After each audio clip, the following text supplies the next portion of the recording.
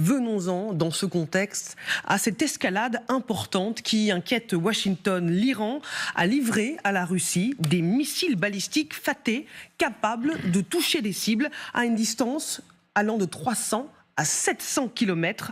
Regardons ce que dit Sean Savett, le porte-parole du Conseil de la sécurité nationale de la Maison-Blanche. Nous mettons en garde contre le renforcement du partenariat de sécurité entre la Russie et l'Iran depuis le début de l'invasion à grande échelle de l'Ukraine par la Russie. Et nous sommes alarmés par ces rapports. Colonel, on sait déjà que l'Iran livre des armes à la Russie, quasiment depuis le début de la guerre, notamment ces drones Shahed terribles. Qu'est-ce que ça change, la livraison de ces missiles balistiques sur le terrain du conflit ?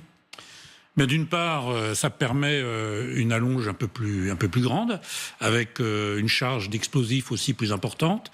Donc, ces missiles Fateh dont parlent les États-Unis ne sont pas les plus performants qu'ont les Iraniens. Ils en ont encore toute une série qui peut aller jusqu'à 2500 km ou 1400 km. Alors, il y a le dernier en date, c'est le missile Hajj-Qassem, qui est le missile qui a été créé en l'honneur du général Soleimani, qui avait été frappé par une frappe américaine en Irak. Donc l'Iran, bien sûr, soutient la Russie, parce que la Russie, de son côté aussi, doit bien soutenir l'Iran sur tout le développement nucléaire, parce qu'en lui fournissant peut-être des ingénieurs ou des gens qui lui permettraient peut-être d'atteindre cette fameuse capacité nucléaire que les Occidentaux craignent, et Israël, bien entendu, de la part de ce pays. Donc, en fait, l'Iran est effectivement dans le camp russe. Alors maintenant, quelles sont les capacités qu'ont les Occidentaux et leurs alliés, et je pense en particulier aux Israéliens,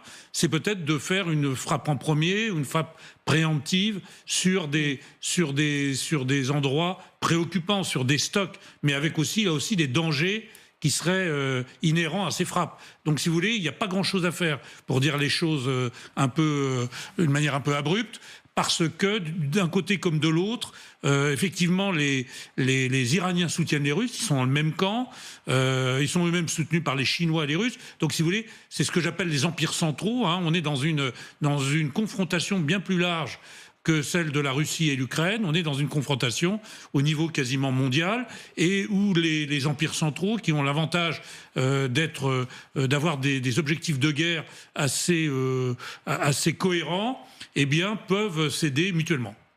Vincent Crouzet. Oui, alors Vincent a raison sur un point essentiel, c'est qu'on ne peut pas faire grand-chose. Enfin, les Américains font énormément de moulinets autour de la livraison de ces missiles. Il faut se rappeler qu'en avril dernier, déjà, les Iraniens ont livré près de 400 missiles à plus longue portée, avec une portée, cette fois-ci, de 700 km. Et côté Washington, aucune action d'importance en fait n'a été menée. Ils peuvent pas faire grand-chose. Ces missiles sont livrés par la mer Caspienne. On en voit très mal les Américains intervenir sur un port iranien ou en pleine mer pour empêcher. Alors, ce serait possible, mais ça créerait un incident international terrible. Donc, les Américains en fait sont assez paralysés et sont un petit peu en état de catalepsie par rapport à tout ça. Et cette incapacité en fait à réagir, effectivement renforce l'arsenal russe. Ceci dit, la dépendance des Russes vis-à-vis des Iraniens et un peu moins vis-à-vis des Nord-Coréens en dit long aussi sur l'état du stock missilier et de l'arsenal en termes de missiles côté russe. Le fait d'avoir en permanence besoin de s'adresser aux Iraniens, pour eux, c'est assez préoccupant. Alors, il y a deux attitudes côté iranien. L'attitude officielle, c'est qu'on nie la livraison de ces missiles, mais il y a un député iranien dans un organe de presse iranien qui, lui, a dit non, on livre un petit peu à tout le monde, aux Houthis, au Hezbollah, etc. Donc, on livre aussi aux Russes. Donc, il n'y a pas de problème, ça ne pose pas de problème. Puis, de toute manière, les sanctions américaines, grosso modo, on s'en fout. Voilà. Donc, il y a aussi une certaine ambiguïté côté iranien concernant si je peux me permettre, l'avantage qu'ont les Iraniens à livrer des missiles aux Russes, par exemple, c'est aussi de les tester sur le terrain, en grandeur réelle.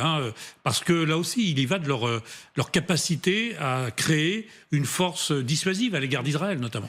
Et puis ils expliquaient aussi, eux qui sont en carence en termes d'importation alimentaire, que ça leur permettait de faire du troc et d'obtenir en contrepartie du maïs, du soja et du blé. Mais justement, regardez ce que répond officiellement Téhéran. C'est la mission iranienne auprès des Nations Unies. Alors ainsi, non seulement l'Iran s'abstient de s'engager lui-même dans de telles actions, mais il appelle également les autres pays à cesser de fournir des armes aux parties impliquées dans le conflit. On a connu des démentis plus affirmés, Michel Dzerzhansky. Ah oui, là, je pense que quelque part, ça peut servir les Ukrainiens. En fait, si on regarde, aujourd'hui, les Ukrainiens peuvent se retourner vers les Occidentaux et vers les Américains notamment, en leur disant « ça va jusqu'à 700 km, vous nous permettez de dépasser la zone des 700 km et d'atteindre le sol russe si nécessaire ». En fin de compte, là, ça donne un argument au président ukrainien de dire vous voyez, de toute manière, aujourd'hui, la Russie ne s'épargne rien. Elle a des alliés qui sont infréquentables. Nous voulons rentrer dans l'OTAN, nous voulons rentrer dans l'Union européenne. Aujourd'hui, on accepte des observateurs, encore récemment, qui viennent en Ukraine pour aller vers une normalisation et qu'il y ait de moins en moins demain de choses qui soient non conformes à un état de droit. Au contraire, on n'y va à pas de géants malgré qu'il y ait la guerre. Donc on fait et les efforts régaliens et les efforts normatifs en termes de droit international.